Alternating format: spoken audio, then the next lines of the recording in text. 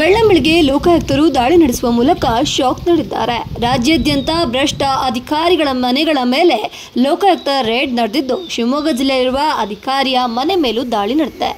ಕೆಳದಿ ಶಿವಪ್ಪನಾಯಕ ಕೃಷಿ ಮತ್ತು ತೋಟಗಾರಿಕಾ ವಿಶ್ವವಿದ್ಯಾಲಯ ಭಾಗವಾದ ಸಾವಯವ ಕೃಷಿ ಕೇಂದ್ರದ ಸಹ ಸಂಶೋಧನಾ ನಿರ್ದೇಶಕ ಡಾಕ್ಟರ್ ಎಸ್ ಪ್ರದೀಪ್ ಮೇಲೆ ದಾಳಿಯಾಗಿದೆ. ಶಿವಮೊಗ್ಗ ನಗರದಲ್ಲಿರುವ ನಿವಾಸ, ಶಿವಮೊಗ್ಗದಲ್ಲಿರುವ ಫಾರ್ಮ್ ಹೌಸ್ ಮೇಲೂ ದಾಳಿ ನಡೆದಿದೆ ಎಂದು ತಿಳಿದುಬಂದಿದೆ. ಇದಲ್ಲದೆ ಶಿವಮೊಗ್ಗದ 2 ಕಚೇರಿಗಳ ಮೇಲೂ ಲೋಕಾಯುಕ್ತ ತಂಡ ದಾಳಿ ನಡೆಸಿದೆ.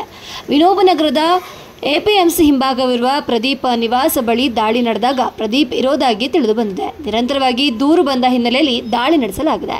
ದಾಖಲೆಗಳನ್ನು ಲೋಕಾಯುಕ್ತ ಅಧಿಕಾರಿಗಳು ಪರಿಶೀಲಿಸುವುದಾಗಿ ತಿಳಿದುಬಂದಿದೆ. ಇನ್ನು ಆದಾಯಕ್ಕಿಂತ ಹೆಚ್ಚು ಆಸ್ತಿ ಹೊಂದಿದ ದೂರಿನ ಹಿನ್ನೆಲೆಯಲ್ಲಿ ಪ್ರದೀಪ್ ಅವರ ಶಿವಮೊಗ್ಗದ ಪ್ರಿಯದರ್ಶಿನಿ ಲೇಔಟ್ನ 1ನೇ ಮುಖ್ಯ ರಸ್ತೆಯಲ್ಲಿರುವ ನಿವಾಸ, ಶಿಕಾರಿಪುರ ತಾಲೂಕಿನ ಭದ್ರಾಪುರದಲ್ಲಿರುವ 4 ಎಕರೆ ತೋಟದಲ್ಲಿರುವ ಮನೆ ಹಾಗೂ ಹೊಸನಗರ ತಾಲೂಕಿನ ಕೆರೆಹಳ್ಳಿ ಹೋಬಳಿ ಕಾಳಿಶೆಟ್ಟಿಕೊಪ್ಪದ 10.5 ಎಕರೆ ತೋಟದಲ್ಲಿ ಮನೆ ಹಾಗೂ ಅವರ ಕಚೇರಿ ಮೇಲೆ ಲೋಕಾಯುಕ್ತ ಪೊಲೀಸರು ಏಕಕಾಲದಲ್ಲಿ ದಾಳಿ ನಡೆಸಿದ್ದಾರೆ.